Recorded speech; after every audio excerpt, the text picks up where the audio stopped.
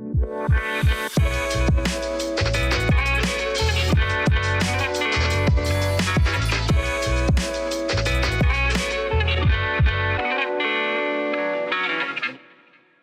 everyone, it's Danielle from Made Possible by Pop Culture, and this is another episode of the podcast that invites guests to share stories of pop culture's past and present influences on their lives and sometimes also their careers. Today's guest is an actor who you've known from Sex Education, The Vampire Academy, and Masters of Air.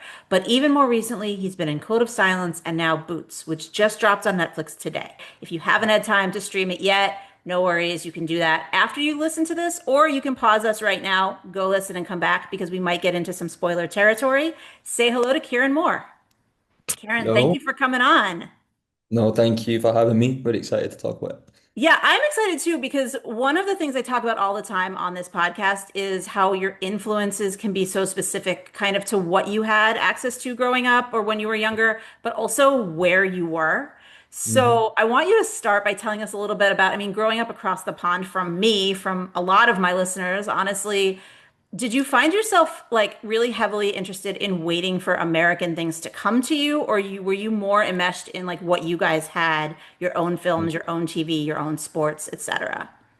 I think generally like most of the content that we see here, especially when I was a kid, was like the big American stuff, you know? That felt like movie land. Like I remember the first time I watched Hocus Pocus and like it talks about California and they moved to California. I'm like, this is so cool, you know what I mean? Like it just always felt bigger for us. And I think anything that's obviously massively successful in America makes its way here anyway. Mm, Uh, Especially when I was a kid, I don't really remember lots of British stuff, really. There's some classic films that like my dad showed me when I was way too young that have imprinted on me and like they've stayed with me forever. But I feel like everything as a kid that was really sort of effective on me was, the larger scale stuff that's probably like world renowned, and I think that's how it made its way to my parents. My parents aren't massively like creative people in the sense mm, of like the industry. So like, they go to the movies to see the next blockbuster. They wasn't right. like sort of seeking out the new thing. The most British thing was like the soaps, like Corrie and Emmerdale Right. and stuff. Yeah, Which I mean, honestly, are huge and are, I think, yeah. influential over here too. I mean, I know a lot of people that somehow got their hands on them, maybe Yeah, let's see, not so legally through VPNs or yeah. whatnot. Well, But hearing you talk about that, especially hearing you say like the movie Hocus Pocus, where they were moving to yeah. California, did that influence you at all in terms of wanting to come over here? When, No. especially once you started, saying, I want to be an actor. Yeah. I think I always wanted to live in America. Yeah, I think even like from films of like the land of opportunity and boxing is like a massive part of my life. Yeah. And was from a very young age and like the heavyweight champions of the world. You watch Rocky Balboa or the Philadelphia Steps. It's like America just thought like, that land of opportunity and like you can chase your dreams and make it there. And so I think it's always been something that I wanted. I remember I went on holiday to Florida when I was like 15 and I was like, I love this place. Like this, I Mm. love the culture of it all. I guess being a Brit also lended to sort of my welcome, like Yeah, America. Florida then versus Florida now, Yeah, maybe yeah, yeah, probably different very, yeah, experience, but yeah. also like you're gonna be welcomed. Yes. Yeah, yeah, of course. I think like a lot of people from home, like I live in a small town just outside of Manchester, and what's America like? I'm like, oh, it's the best. Like it's the best. Like when I'm over there, it's a weird sense of like sort of, I guess, compassion really, and like just like Hmm, sort of importance. Whenever I order my coffee in America, we're British, and then it's a right. conversation. I guess here there's like an air of normality. We're kind of like a bit more Yes. pessimistic, head Well, to the but ground. that's because that's exactly it. It's we have that for each other here, but you're Yeah. getting that view of like, ooh, somebody who's different, somebody who has a different Yeah. perspective, where they're excited to talk to you because we're all, and I will say we, speaking for myself, especially today, like, oh my God, what greatness it must be to live over there, not over here at this moment. So Is I that my do think friends it's go? perspective. Yeah, like a lot of my friends go like, "Oh, you keep saying you want to come to America," and I've been very lucky to spend time there, but they're like, "Well, we all just want to go to London," and I'm Right. like, "I'm trying to get out of like I've done that stint. It's the cold weather, That's but true. I will say it does depend on where you come here and where you are there. I'm the same. I hate cold weather. So I'm yeah, in California. Like there is that bright side. I will say it's not all doom and gloom despite the news. my favorite thing about California specific. When I lived in LA for a little bit, one of my favorite things was I used to say this to my mum all the time was I wake up in the morning and I just knew that I'm going to open the curtains and the sky is going to be blue. And that has such a huge effect on your mentality. And it wasn't until I came back to England like I realized, oh, that's very different. You know, like I live Mm, in Manchester. Chances are it's either raining or grey. And like, you know, it's people like, oh no, I love the clouds. Like, yeah, it's because you're not got them every day. Like yes. when you've got them every day, it becomes tedious very quickly. But yeah, no, I've been very lucky to sort of bounce between the two as much as I have, and hopefully I keep getting to do that. And hopefully both sides of the world will become better places in the process. I do always like to start these podcasts more, diving more into your past influence first, but just Yeah. because of the conversation we're having, I mean, Code of Silence was filmed where you live, but Boots was filmed in America, right? Yeah, Correct? so I was in New Orleans for Boots. I ended up staying in New Orleans for like just under 2 years because we started and then the strikes happened and I was like, I'm gonna stay. I'm just gonna Mm, stay. I'm gonna learn what it's like to be an American and all the cast left. And a couple months in, I was like, why did I do this? But then I know I fell in love. I fell in love when I was embraced and I've made friends for life in New Orleans. And then, that 40-degree heat I became accustomed to it. And then we You're wrapped talking about 40 degrees Celsius. Celsius. Yeah, yeah. Yeah, Well, I was like, that's no, no, no. freezing for Yeah, like Fahrenheit. 40 degrees Okay, okay. Celsius. Yeah, yeah, sorry, Celsius. Yeah, Just I should have making said that. sure. I'm not, Because yeah, I I need was to have like, said that. oh, that's what I No, no, imagine no. that's what you deal with over in No, no. Manchester. Quite the opposite. Like 40 degrees, like sweaty, and it was amazing time of my life. And then I was very lucky to book Code of Silence 2 weeks before we finished. Okay. And then I flew to a little town called St. Albans. It's just north of London. And it was freezing and Mm, grey. So it was a big shift, but it was beautiful. And I think that's what makes the stories different as well, I guess. Like, yeah. especially for the characters that I get to play. Like a massive part of the experience on Boots was how hot and uncomfortable and Yeah. gritty we had to grind it out, and the characters were doing that. So, life kind of gives you this way into the character. And the same with England, like it's grey and cold and it's kind of like gloomy and this character's going through this journey of wanting more and it's like, oh, I've had that idea of what more is, so Right. yeah, I can sort of lean into it. It's interesting also to hear you talk about the order they were filmed. I guess I assumed it was flip-flopped. I assumed Code of Silence came first. And so to hear you say like I will say this, like for everybody listening, I have seen Boots. I know it just dropped, but I have seen it. That's why we're talking about it. And so to hear you say you went from his character, Slovacek's character first to Liam, Yeah, yeah. is there, I guess I want to start with, was there anything you didn't get to explore on screen in Boots that you maybe then brought to Liam in a sense? Because I do feel like they have similarities, not Yeah. necessarily in full personalities, Mhm. but I mean, slightly and in slight circumstances. I would argue that on Boots, he's a rougher guy. Yeah, no, for sure. I think both the characters have an innate masculinity that has a vulnerability to it. I think there's a tenderness behind both of them things, and I think that's something that they both probably share in common, just have different outlets for it. There's also like similar ties in regards to crime. I feel like Mhm. Slovacek comes from an area, they both come from areas where crime is you're one step into it. So I think Slovacek kind of wears that a bit more. I feel like Liam's a I feel like Liam's a good guy that does a bad thing in the Hmm. name of being good.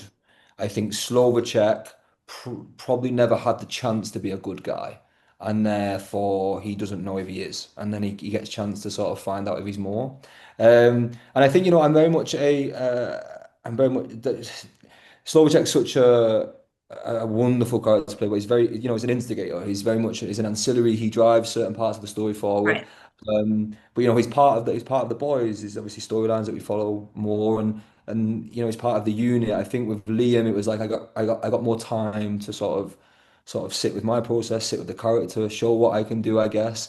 And that was beautiful. And I think what Boots gave me was this huge determination to sort of prove myself, I Mm. guess.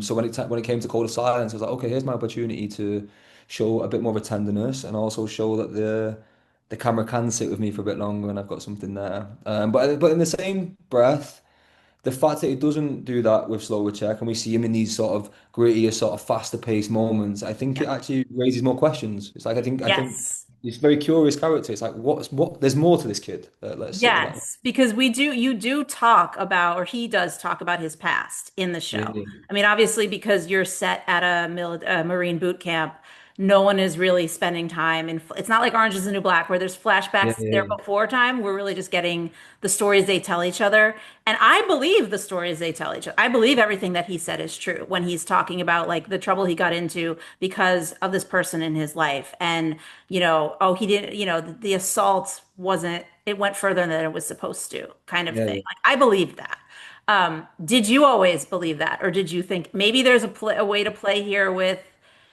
just how bad this guy can be to almost play up the toughness for everyone else in the unit Yeah. because you have to be tough to be a Marine? I think I spoke to Andy quite a lot about the show, when I was like, is he this kid or is he not? And we made a decision like, no, he is this kid. This is what he's done. He's done these things. And I have this thing that I learned in boxing gyms, which is kind of like, when you aren't the guy, you know Hmm. when someone is. And when you are the guy, you know when someone isn't. Oh, I So I like feel that. like with Slowacek, when I feel like he's doing that little piece, I think he could big it up more, but he just doesn't need to. It's just as simple as like, I was robbing a car. I beat this guy up with a baseball bat. That's it. That's the story. Most of the people have fleshed that out. Some people have teetered on the line. He's just so matter of fact. And I think that kind of is his thing. There's no like, I think that it's going back to Liam. There's a massive difference between the two, which I think is the emotional intelligence. Hmm. Like, I think something that I really thought about with Slowacek was like, I just don't think he's got that understanding, that comprehension of like what his emotions are. Like, he's never had that guidance. It's just everything's coming from him. He never thinks about what's happening in him, you know? And I guess it's like maybe like a lack of education with that, or a lack of Hmm. compassion towards it. It's a tough background sort of thing. So I felt like in these moments, it was just quite interesting to see him think he's doing the right thing. Like, that's how he makes friends. He just doesn't understand these. It's not that he necessarily doesn't like these people, just doesn't get them. And it's just kind of like, so he just gives everyone a tough time because he's had a tough time. It's like his mates from home probably give him stick, and that's how they Yeah. bond. And it's like we have that beautiful moment, I think so beautiful in eight, when Hmm. he's speaking to Cody. And it's this really funny moment for me where I watch it and I go like, he thinks he's done a good job. The only way he knows how to speak to someone emotionally is to speak about himself. And Right. it's quite it's some people watch that and find it funny, but then you really look at it, you kind of go, oh, that's quite sad actually. Like, he doesn't He's know not how. Yeah, I mean he's not mature enough yet. Yeah. But you said it a few times. I mean, I think it's also his background, like where he's from. And I want to talk to you about that accent, how you worked on it, what you used to find it, because I grew up in the East Coast, on the East Coast. And I so hope for it wasn't me, I was like, I offensive. knew this guy the minute I saw him. I was like, oh yeah, this tracks. The only thing that I was maybe questioning was like, why would he choose boot camp over prison? I'm like, I don't know. Some of those guys I think would have chosen prison. Yeah, we again, this is why it's like there's so many questions by the end. I think you could go further into Silvercheck if we were lucky to get a season two. I think that's a character as a view that I'd want to know more about. But me and Andy talked about this. It's kind of like he's smarter than he looks. He Hmm. might not be emotionally intelligent, but he's smart. Like, in the sense, he's street smart. And I think there's that moment of like in prison, it's like you're gonna go down here, and it's like like, actually, you know what? I don't want this. I want more. And like it's like because the way I always envisioned doing it was that I wanted him to sort of have a distaste for being there at the beginning. It was almost kind of like a mockery. It's kind of like, this is nothing, this is Yep. whatever. But then he starts to fall in love with it. He starts to find a belonging. The moment he gets made like a squad leader, and the moment he hears, like about John Barcelona with Yep. like peeing on the guns, he's like, oh, that's me. I can do that. Wait, here they're going to celebrate me for it. And it's like that finding a belonging. And I think that was something I was really sort of inspired by.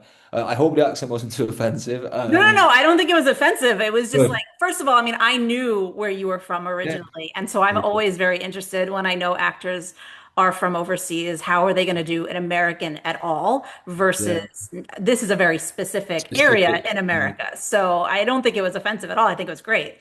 Thank you. Just immense care. I said this to I had this real ownership of Slovacek as soon as I got my second call back. I was like, I really want this person. Like, I think I don't want him to just be this ordinary bully. I've been in and out of gyms all my life. I've met characters that I've rubbed shoulders with criminals and police officers in the same place in boxing gyms. Like, Yeah. he can be more. He can be more than just nasty for no reason. He can pull anyone in and just be bad. Like, because bad's an act. I wanted him to sort of have something which is like a lack of. It's the lack of guidance or emotion. But when it came to the accent, it was like something that originally like right, Staten Island. So I walked in the first day, I'm on the phone, and I'm like, please don't blah blah blah. I'm like, pull that back. We don't want to. We don't want subtitles. And then they were like, actually, we did tell you this, but I worked religiously with a dialect coach called Joy Edison, who's become one of my very, very Nice. good friends. And we work on any accent that I get together now. Like Netflix brought this wonderful person into my life. But that's kind of it. It's immense care. Like I know that there is many boys out there from the East Coast that probably could have, loved to play slower check, and I'm very lucky that I got picked. And I just hope that they all know that I spent rigorous amount of time like just Yeah. sitting with them and really what it's like, not just that, like the accent's one thing, but you're playing a Marine, like it's so embedded in American culture, and it's like on top of that, it's like yeah, you kind of like you're looking for like a bit of validation. You're like, okay, is it okay if I do this? And Right. so all you can do, and all I did was just put a lot of time into it. So Mm. it's like no one at the end of the day can say that I didn't try and do my best and give it what I can. But no, it was so fun. I miss it. Now I order pizzas in a New York accent and stuff. Well, it's interesting because also I would feel like the aspect of the Marines, like the boot camp, Yeah. like you are maybe not going through the full boot camp experience that the actual Marines here do, but it looks pretty close on camera. I know you have stunt doubles, but I imagine you had to No, at least we did all of them. Yeah, yeah, we did all of you did the them. climbing on the, I don't know what any of this Yeah, is called, by the way. yeah, the But that's what I found so interesting about shows like this, because I say this all the time. Like I am not an active person. I can't imagine doing this for real, but I yeah, also yeah. can't imagine doing this for this version of real, where it's like you maybe can get to a certain point, Mhm. and then how far do you decide I'm going to push further, knowing I don't have to? I'm not an actual Marine. Do I want to really do all this training, or do I want to call in my stunt double? I think it lends to like the same thing as the accent, things like I want to earn my spot. There's some things insurance wise, safety wise that you just Sure. cannot. But I think Netflix had a really hard, well, the whole production had a really hard time telling us boys that we weren't going to be able to do it. We were like, no, no, we Okay. have to do this. I think, and there was a really like a going back to like sort of being validated. One of our two of our marine sergeants, well, there was two main names. They're so great. Our marine advisors. We had like Leon, Sammy, Gunny, and we had Travis, and they were there with us the whole time, and Wayne, and they were guiding us through all of it. But I remember Sammy come up to me one day, and it's a scene in episode 3 when me and Nash are climbing over Mhm. the muddy thing, and we're Yeah, talking. I'm that's the like, thing. I don't know what it's called, but it's like an obstacle yeah, course, yeah. essentially. I should remember this. Just one of the ladders. Then you got the stairway to Yeah. heaven. You got anyway. We're climbing over it, and it's getting muddier and muddier and muddier and muddier. And we've got this scene, and I think I did it 13 times back to back. Like Whoa. because we kept the camera had to be in the right place, and we Yeah. just sort of kept missing it. And then one time I nearly slipped, and then it was like exhausting. You kind of look at each other and like, we're all got so much adrenaline, but I'm just gonna go this again. But then Sammy came up to me, one of the Marine advisors at the end, he went, listen, mate, uh, I did this in the Marines with a drilling stuck to barking down my neck. So I had the pressure and the anxiety and the fear that you don't have. Oh, that's a good point. But he said, but I only did it once. He said, I've just watched you do that 13 times. He said, in my eyes, you can play a Marine. And I was like, okay, okay. Then you got that back. Right, let's do 30 more. I'm ready. Like you earned your stripes in different ways. Yeah. And, there's like some parts of the show I watch back and go, this is so funny. When we filmed it, it really wasn't, like it Right. was terrifying. It was like, and that's the beauty of sort of cinema and like sort of the magic of TV. But yeah, no, it was that thing of like, I'm gonna do this because it's my opportunity to. I think Slovacek's physicality was so important as well. So I Right. wanted, yeah, But that's also during filming. Like at that point, you're already filming. How yeah. much did they put you through that training before you even got to cameras rolling? Yeah. So I in true Slovacek fashion. So they did like a couple of boot camp, like a 2 week boot camp with everyone, sort of like drilling like movements and some physical stuff. Obviously, we're all naturally once we booked the job, we were like we want to be sort of get into a shape that fits our character. I was having visa issues, so I couldn't get there. Oh, Well, not issues. I was just waiting well, for the. we can say issues. It's America. We Yeah, have a lot of yeah. issues here. It's fine. You Um, don't have to say it. I'll say it. I'm a So citizen. I was waiting for the document, and so I couldn't get there. And then so I end up arriving on the Friday. We start on the Monday. All these boys have been there for 3 weeks. They're all tired, and I was kind of like, "Hello," and they were like, "Who's this guy?" And I'm like, yeah, yeah, yeah. It felt like a nice little to and from between the boys already because of like slower checks, sort of like bouncing, thinking he Yeah, runs I was gonna say it. it fits the character, Yeah, I think. yeah, yeah. So I had a nice little 3 weeks vacation before whilst they were all.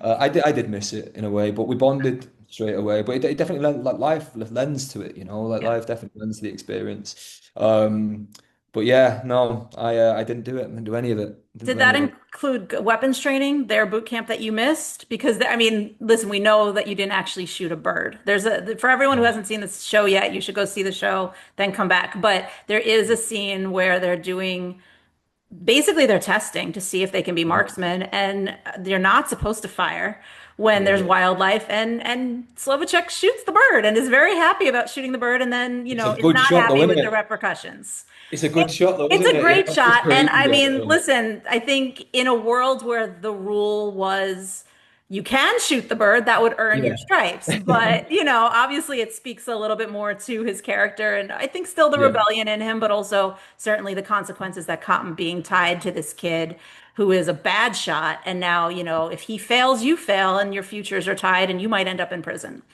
Well, it's like I think that's like such a defining moment for him. Is it? We did do some gun training because we'd come back from the strike and then we was learning how to we so like now I can take away an M16 and put it back together. That's crazy. I Oh, didn't now I can do that. Yeah, yeah, yeah. Which is like, I really hope that never comes in handy for I you. hope I never But have to do it either. You never know. I might get another job and I can do it Oh, well, then. I didn't, I was Wood. thinking like Yeah, end yeah. of No, no, world no. We live scenario, on. but Hopefully not. Hopefully not. Hopefully not. Touch wood.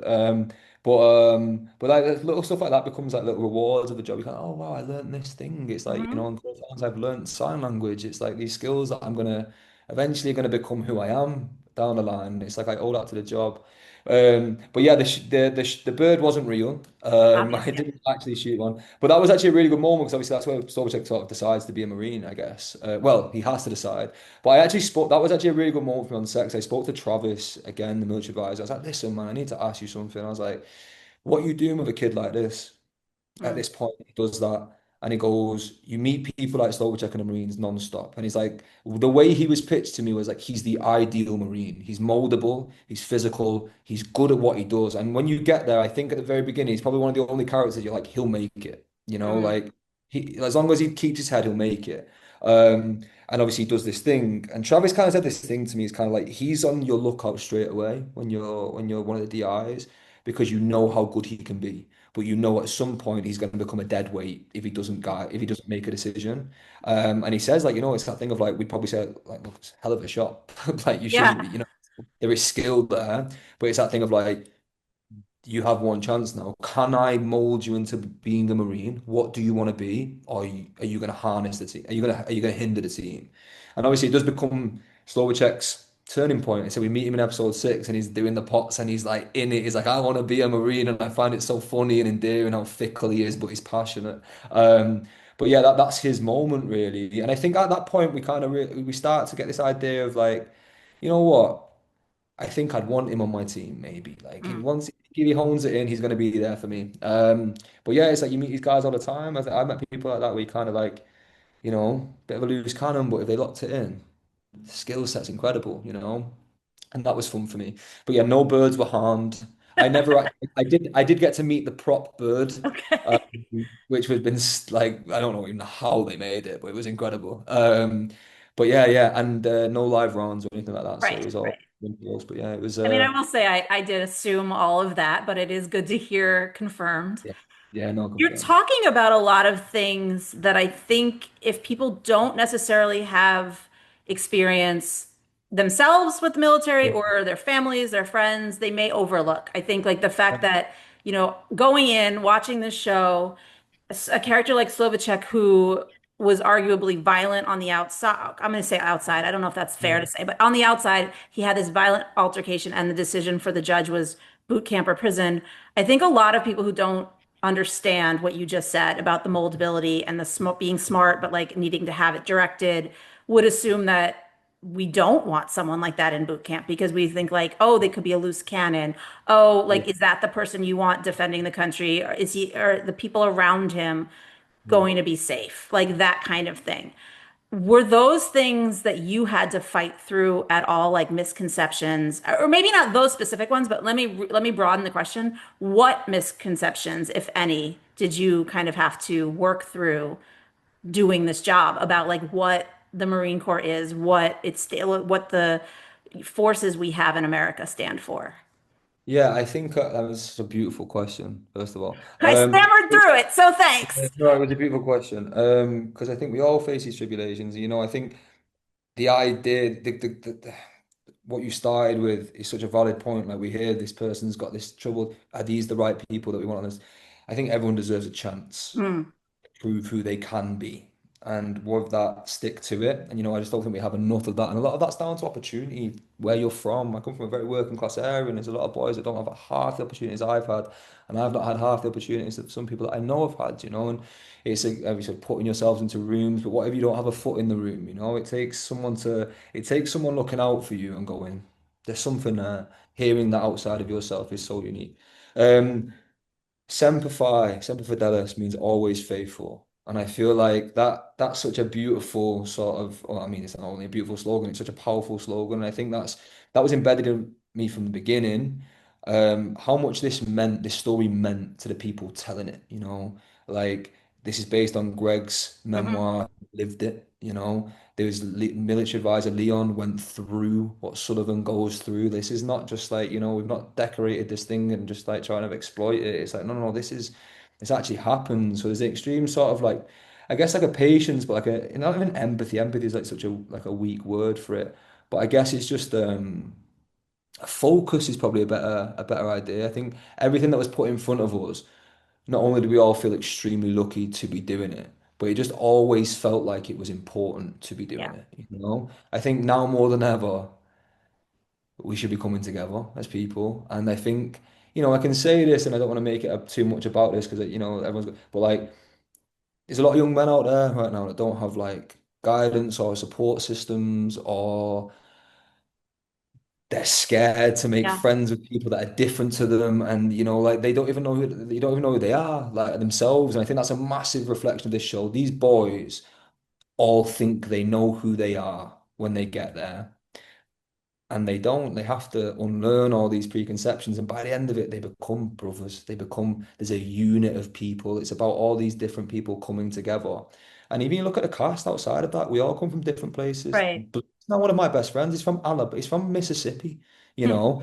Like Miles, who's one of my mum's favorite actors from 13 Reasons Why, who's now one of my friends. Like, in what world does that come together? And it's really beautiful, and I think that it's a really good sort of hopefully it'll uplift people, but hopefully it'll like, sort of present a few questions or like a bit of motivation or whatever, inspire people to realize that in our differences, we're actually quite similar because the Right. differences come from the same place, usually fear. And I guess the preconceptions that I had going into it is like, I have no idea what it Yeah. means to be a Marine. And I tell you what, the first time I heard us all say collectively, "Hoorah," oh my God, the blood rushed to the ends of my skin and my hair stood up and we're on camera and I meant to hate it as Slovacek, but I couldn't help but smile. It was like infectious. And that is something that I has carried through to my life now. I just want everyone to feel as celebrated and connected as we did in that job. Yeah. Yeah. So you mentioned obviously that the show is based on a book, but the book is Yeah. actually a real story because Yes. Greg Cope White, who Miles plays in the show, was this Marine years ago, hiding his identity because it was still illegal basically to be gay in the armed forces. And the show is set in the past. And so it ends with some really daunting. I don't know if I should use the word cliffhanger, but it ends with a really daunting realization for those of us old enough who lived through it. Like we knew that was coming, that like there's an invasion, and now the president is basically going to rally these troops. And I think it puts the boot camp, which at the beginning of the show was jokingly kind of referred to as like summer camp by at Mhm. least Miles's character, Yeah. into a different perspective. Because like yes, they've come together and they've had this like bonding moment. They've all graduated. They've become the true Marines that they were training to be. But now there's the real danger that's looming in front of them. And I'm gonna pair this question kind of with the maybe not as much of a cliffhanger of Code of Silence, but in that sense, Liam, it's I would argue it's a revenge story, and in the end, like he does the right thing. He gets what he wants, but then he does call the police, and he ends up getting caught, and he ends up going to prison. Which is more of a scary outcome in your mind? Like the idea of going to war or the idea of going to prison? Wow. If there's a second season for either of these shows. That's a great question. Ah, uh, I think they'd both rather the opposite, if that makes sense. So I Yeah, think the one that's in prison might pick the war, and the one facing war might pick prison. I think Liam's, specifically for Liam, I think it's more he can sleep well knowing he did the right thing. He might yeah, kick himself a little bit, but it feels quite chivalrous, but it also feels like he found his way back to what he was really doing it for. With Slovacek, I really am intrigued to see what that would feel like for him in regards to going to war. Like I think of it quickly, and I think he might be quite excited. I think he might be like, "Yeah, this is the time." But then I think obviously that daunting, but I think that would be another mask to break through. And once they face that realization of what it means to be a Marine, yeah. I wonder if Slovacek ever thought about going to war. Some of these boys just what like Nash specifically said he was going to go back to Howard. I think it's such a crazy, beautiful moment that these boys have come together finally, and they're celebrating, and then we never see the news. And if the series ends there, it's quite harrowing, like you can catch yourself. Right. Also shows the importance, like what these moments kind of weigh up to bigger scenarios, don't they? But it also for me, it's kind of like I would love to see them boys in war. Not in regards to like war itself, but I would love to see what that story looks like when they all have to get each other through a live threat. I want to know what them boys become. Um, Sure, I really would like to see how Slovacek deals with that. Yeah. Because maybe does he go back to crime? You just don't know. These questions are really, like what's life like when that Marine stops? Because what's he gonna do in between that base? He's gonna go back to Staten Island with the people that he already knows that are not gonna look at him like he's Marine. Like Slovacek doesn't have anyone there at the graduation. He's on his own. All he has is these boys now. What does a person look like that? What if he loses one of them boys? What does that look like? Has he ever Right. dealt with loss like that? There's so many stories there. But I think they're both equally terrifying. But I think the one thing that they might have in common is purpose. And Mm. I think for them two characters that I'm very lucky to play, I think the one thing that Slovacek needs is purpose. So I think he'd probably have a better time. Liam in prison, I don't know how he's going to deal with that. I mean, Yeah, I don't. anyone in prison, it's Yeah, not a good environment. But I mean, it does. I mean, you kind of did allude to this, like with Liam, being able to do the thing that reminded him why he was doing all of this. And I think also having Allison, like for those of you who haven't seen Code of Silence, first of all, we're just spoiling. got to watch it. It's really good. Yeah, I mean, you should. And I do always tell them at the end of the episode where to watch it. You can watch it on BritBox. I'll tell you right now. But because he had Allison, because he met this woman that changed him. I would also argue, like, as you were just saying, Slovacek didn't have anyone but these boys, but they all are on the same mission. I, Yeah. I would argue it's different in Code of Silence because without Allison, I don't know. Tell me if you think I'm wrong, but do you think he would have taken responsibility? Do you think he would have? I mean, she was the one that wanted him to be turned in, to turn himself in. She was the one who he went to save that then said, "Oh, I have to call the cops to save her." So that's why he got caught. Do you think without her as like a linchpin, his Mm. trajectory would have been very different? Yeah, I mean, I don't know if he would have made it out of the heist itself, like they both use each other at the end of the day, and Yeah. she's a massive reason that the heist is successful. Without her, But she doesn't spy on him using something. That was the one moment where I was mad at him. Where like you so know what, I should say we this. talked about Allison this. is deaf and she uses hearing aids, and at one point Liam uses them to spy on her. Yeah, when I read that in the script, I was like, oh, we're gonna lose people here. Yeah, it's honestly tragic. Like such an invasion of privacy. But then I do say this one thing that I think he never would have met her Mm. if she hadn't have thrown herself in front of his car. He thinks it's fate. Like this kid thinks this girl's fell from the sky and he's gonna fall in love with her, and and I think these no two wrongs make up. They're both wrong.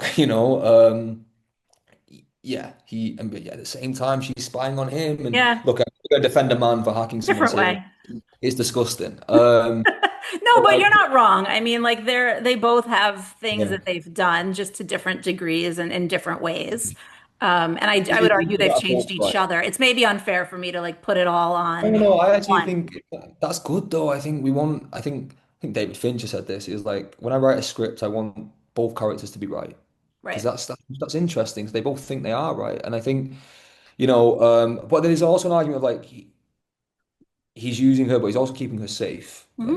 he keeps her away from the heist, and Yeah. but it's I think that's a really good metaphor for that story. Though. It's like how far are we willing to go for what we want, but for what we think is right. There's many times that Alison walks into place and you're like, don't do that. That's not safe. But then you're kind of like you forgive her, and that's the beauty of TV and that story. I would love to go back to Liam and maybe explore what prison's like and how his relationship with Alison feels after something like that. Did they stay in touch? Does he keep Mm. learning sign language? Does she go on to do her sign language program? Does he get out of prison? What does that look like? What does a man integrating back into society look like? It's all questions that are way above my pay grade, and I know they've renewed season 2, so it will happen. Just depends on how it falls. Yeah, I hope there's room for Liam in that. But either way, it's like with Boots. I would love to explore this story again. But however it works out for me, it's just I hope that people enjoy the show. And if I'm meant to go back and do them, I'll bite people's hands off. But there's always room to keep telling other stories as well, hopefully. Yeah. So now I do want to go back. I Yeah. know this is like going to be whiplash, but I do want to take No? you back in time because we started with present. We usually start with past. Yeah. And maybe there is a connection, but the past pop culture influence that you picked that you wanted to talk about is ultimately, I think, a revenge movie. And I think, maybe Mhm. there is a connection through line to Code of Silence because there's a revenge piece of Yeah. that story. I don't know if that's why you picked it, but I will say for the audience, it's Gladiator, which is it came out in May of 2000. It came out here in America like a week before you guys got it. So I want you to set up whether you saw it when it first came out, or tell us a little bit about where you were in time when you first saw it and what it was that made it so impactful on that first viewing. And then we'll go from there. I'm back in Manchester right now, my mum's house, and through them doors is the living room that I grew up in. And I remember sitting on that floor watching Gladiator when I was young. I was young. I wasn't of the age I was when it came out. I watched it a couple of years after. There was a few films that my parents allowed me to go and see, like Lord of the Rings in 2001, that gave me nightmares for years, but has now become my favorite trilogies. But Gladiator was one of the sort of my dad sort of put these films in front of me, and it was kind of I look back now and I wonder if he ever did it in a way of like sort of lessons. There was that. There was obviously Rocky. Mm. Watched Snatch, which became one of my favorite films. But Gladiator specifically, I remember it was just this true story of like there's a masculinity in there that I think is a bit lost today, and it's like there's a chivalry to what Maximus presents, and like a loyalty, and I think that moment when he turns round and it's the eggiest line written in existence of "My name is Maximus Decimus," and it's like that shouldn't work, but Right. it does work. And I think I remember turning around in my living room and I would say it to my dad, and it's always had a huge impact on me. But I actually, there's so many things from that film that kind of like have been present in my whole life in regards to I used to box, of Hmm. course. That was always the mission. Kieron's gonna go pro, and I boxed for a long time. And there's a line at the beginning of the movie where Russell Crowe's going down the swords, and he just looks at the gem when he goes on my signal, unleash hell. And my Mm. dad used to say that to me in boxing. And then we used to always toy with the idea of like But he when said my it to you because of the movie, right? That wasn't just a yeah, yeah, yeah. coincidence. No, Okay. he would say it to me because of the movie. It was something that we'd Okay. been over, and he would be like, "On my signal, unleash hell." It was a way of motivating me. My dad would always treat me like in the boxing gym like I was, like he was the lead soldier and I was like part of the army. It was something beautiful that we shared as well. But a massive part of me for Gladiator, there's so many great lines. But the moment when he walks through the fields and it's the and Elysium's playing, and I just think it's so. beautiful and perfect. And whenever I'm anywhere, I kind of walk through like that. I kind of touch the walls like that. And that's like my little moment of sort of like being so grounded. But yeah, I think Russell Crowe had like a couple of years, like, we went and did, Beautiful Mind after that. And then he went Mhm. and did, he did Cinderella Man, which has also got one of my favorite film scenes in existence. So Russell was kind of like one of the first people I sort of looked up to on the screen, I guess. From an early age, I had no idea I wanted to be an actor. I just wanted to feel like that. I wanted to have an impact like he was having in his movies. But like I say this to everyone, I thought it was real. I Mm. was so young, and as a Yeah. kid, I didn't understand. Like, I remember watching him. It's like I say this about people always ask, like, who's your James Bond? I'm like, Pierce Brosnan. Because when I Sure. watched Pierce Brosnan as James Bond, I thought it was James Bond. And then when my dad said, you need to watch the old ones, I was like, "They're What old? James Bond. What do you mean?" Like, and then I see him in, like Mrs. Doubtfire, and I'm like, oh my Right. God, it's James Bond. And it's like, no. And then it kind of like, it's sad, this veil of magic goes Hmm. away. So it's not real anymore. It's not a documentary, but then it becomes more Yeah. magic. Yeah, yeah. I, That's what I like about what you just said though is that like you thought it was real. Well, it was real. I mean, like to yeah, me, yeah, yeah. there was that whole, there's that whole meme about like how often do you think about the Roman Empire, right? And to me, whenever I heard that, I heard, well, these guys must be thinking about it a lot because of Gladiator. Like, who's really thinking about the true 180 AD Roman Empire? They must be thinking about this movie. Gladiator is like the perfect ideology of it, isn't it? And like the Gladiator history there's a lot of Gladiator history missing from that movie. Of Like course, because the it's, personal relationships and yeah, it's very 2.5 hours. It's not, 10 years yeah. typically, but yeah. But yeah, I mean, also I hated Joaquin Phoenix for 10. I was terrified of him for 10 years of my life. Hated him just because of what he was. And then it wasn't until I fell in love with acting at an older age, I was like, what a remarkable talent. Now Joaquin's Mhm. one of my favorite actors.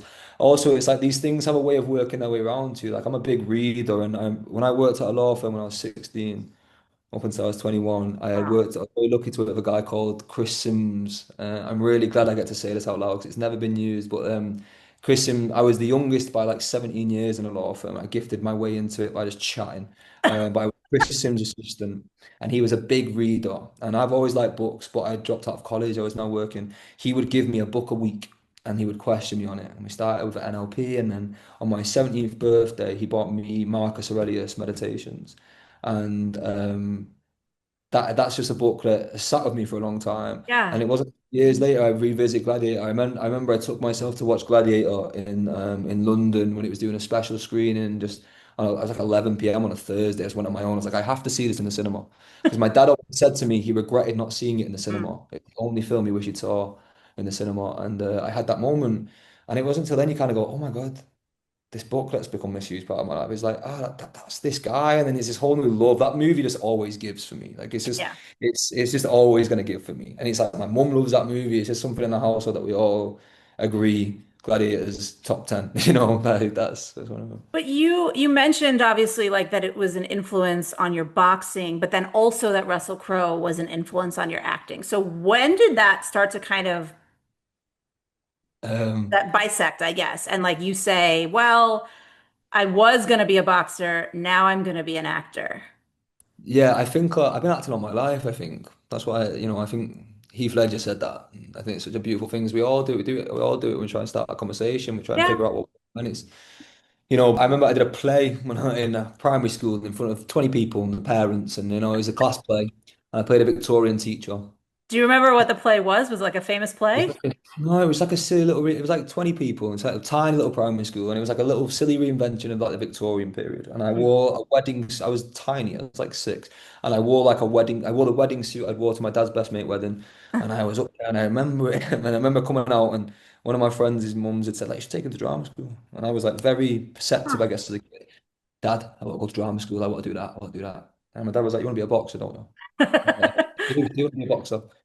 Boxer, you can't be an actor then." And I just never thought about it. And then when I was 16, I was leaving high school. I've always loved film and TV, though. I just didn't know that I wanted to do it. I think everyone dreams of being a movie star at some point in their life, but I didn't pursue it. Boxing was the thing.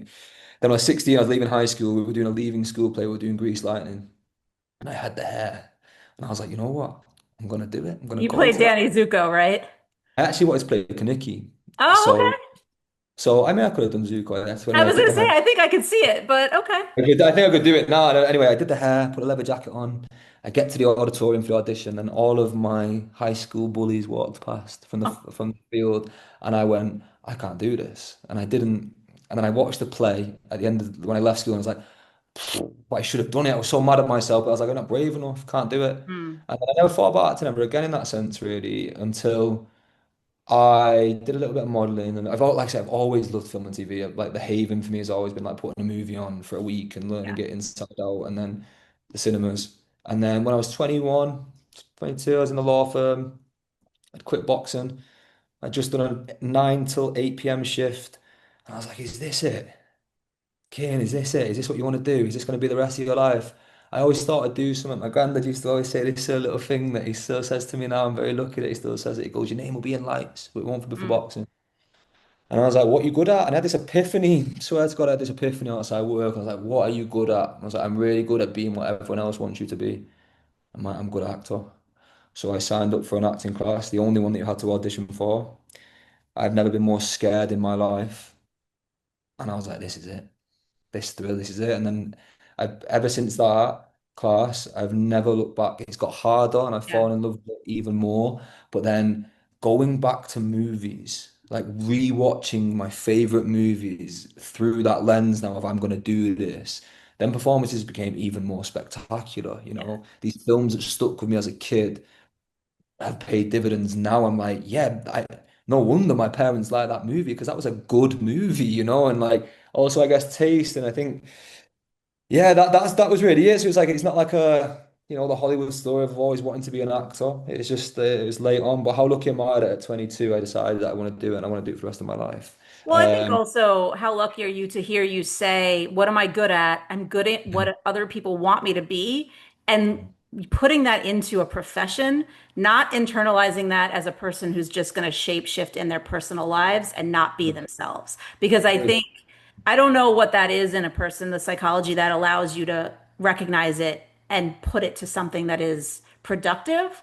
But I see it a lot, especially here in LA with actors who can't separate it.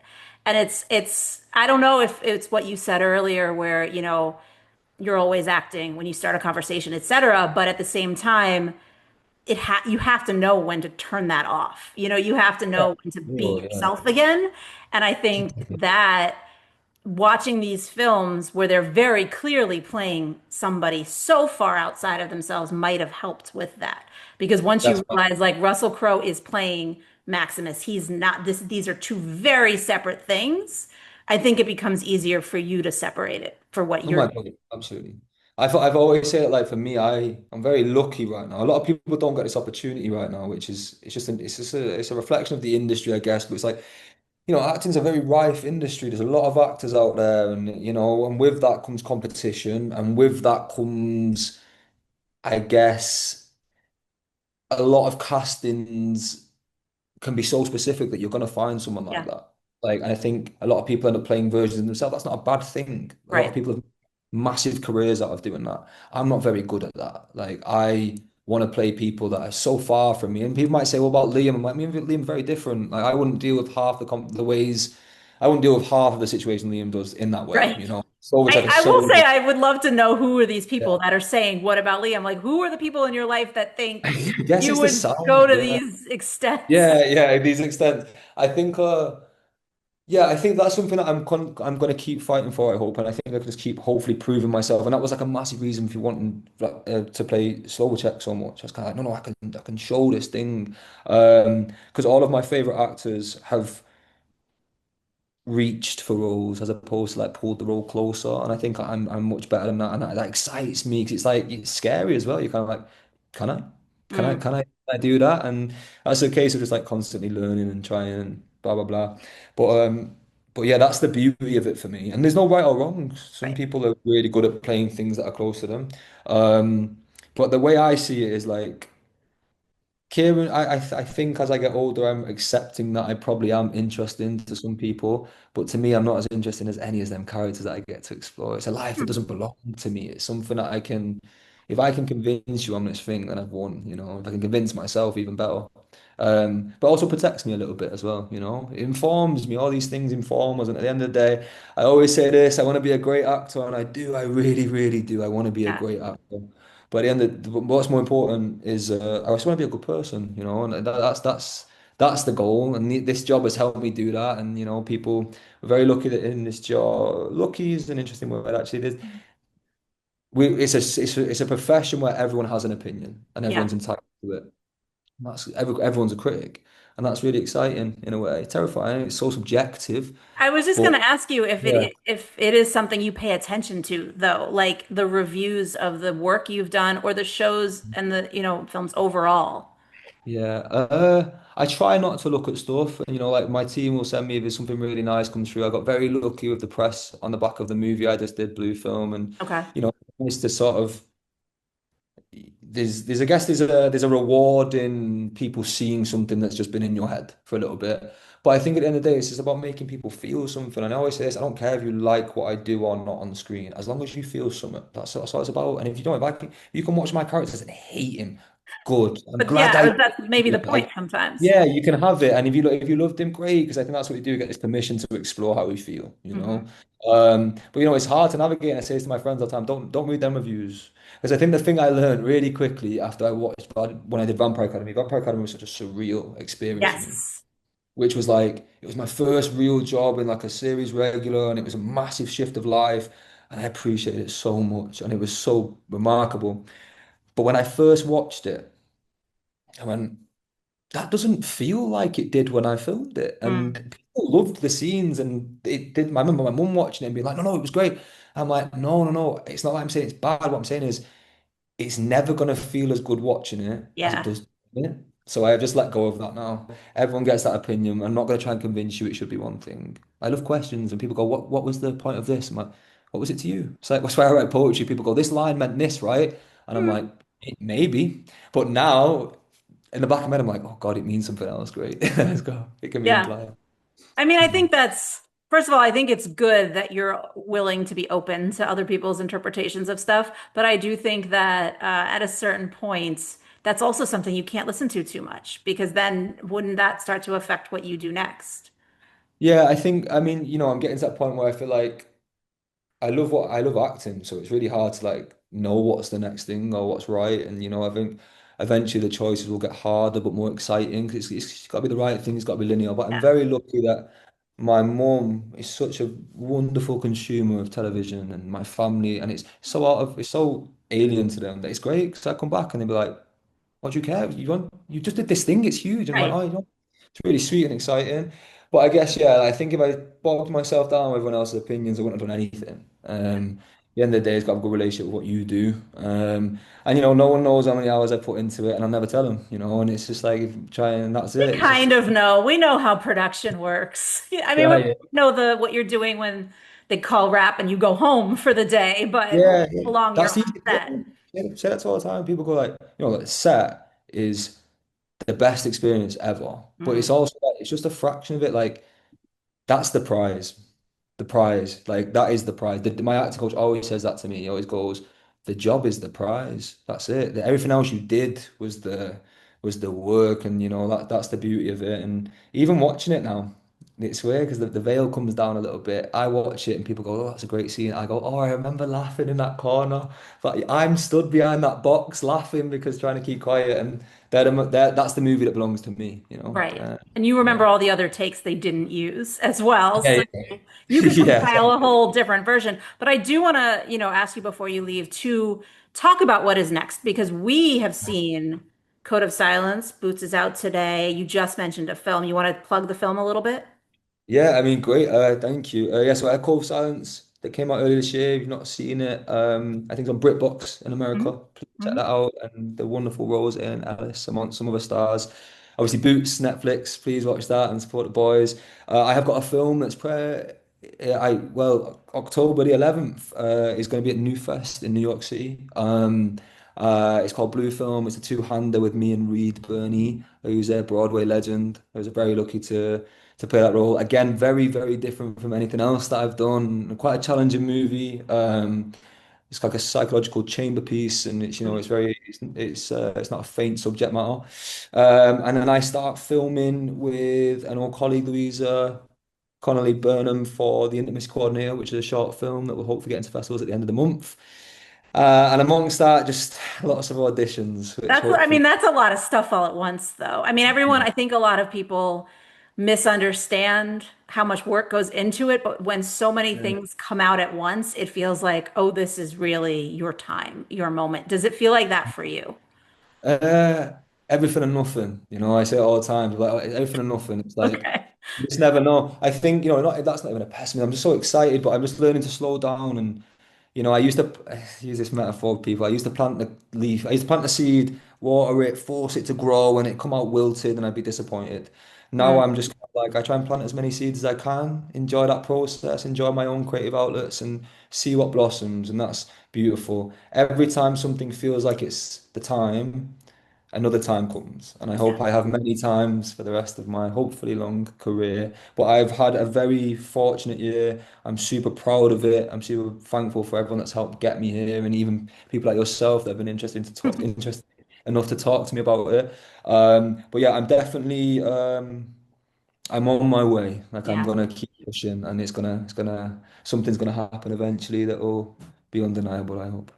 Excellent. Well, yeah, I mean, I feel like people who have seen the work already see that. I will say I'm also very glad that you're not boxing and acting at the same time because I feel like one will definitely upset the other. You'd have to like make choices at a certain point and it would limit Yeah, what you can do. And I'm just going to say it, if you get hit in the face, like that's here in it. America, that would make a big difference. I People actually not broke my nose on kind. my last sparring. Yeah, the last time I ever Well, you sparred was can't, it's not bad. It's not to the yeah, point where people are going to look at you and yeah, it's like like a take your chip. Yeah, it's a headshot. chip. That's actually interesting enough. So I'm doing a lot of. I've started putting my poetry out there a bit more visually at the moment, but I wrote my first script, which is going to be a boxing movie. Okay. But So is it for you? Did you write it for yourself to act in? uh, it's about my dad. It's my version of Honey Boy, I guess. Okay. Well, And again, there's stunt doubles. You don't have to get hit in the face. Let's just put Oh it. no, no, I'm doing every scene for that for sure. It's an interesting one. It's about boxing, but it's not so much. It's I think it has legs. We're sat with some people right now. Hopefully that can be on the horizon. Right. Yeah, that'll be. I think that'll be the next. That's one of the next things I want to do before. Hopefully something else will come up in the meantime. But that's the passion project. And I think it'll be a good insight. And it's like my last love letter to boxing. Yeah. Okay. Excellent. Well, we'll look for that eventually. But in the Mm. meantime, like I said, everybody go check out Code of Silence, go check out Boots, go check out Gladiator. Kieran already mentioned where his shows are streaming. Gladiator is on Paramount Plus and Prime Video. And there is a weekend coming up. So I don't know your life and I don't know your plans, but I do hope you'll take some time this weekend to watch some of these things and enjoy them for yourself. And then, of course, I hope you come back on Tuesday for another regularly scheduled episode of Made Possible by Pop Culture, the podcast. My guest on Tuesday will be somebody from the supernatural world. And by that, yes, I do mean the show Supernatural. If you followed my writing career at all, then you already know, I think, that that was the literal show I wrote about the most. With 15 seasons and almost 22 episodes per season, that was probably easy to do. But you know what? There's still things to talk about, and we're going to get into a few of those things. We're going to get into more, of course, as well. Now, I don't want to tell you who that person is just yet. I would rather you have this time to think about it, to guess, to hope and dream. And while you're doing that, if you want to leave comments for who you think it might be, who you hope it might be, please feel free. I would love to see that. And I would also love to see if any of you managed to successfully binge the show before this new episode. Leave those comments as well. As always, I'm Danielle. This is Made Possible by Pop Culture, the podcast, and I will see you all soon.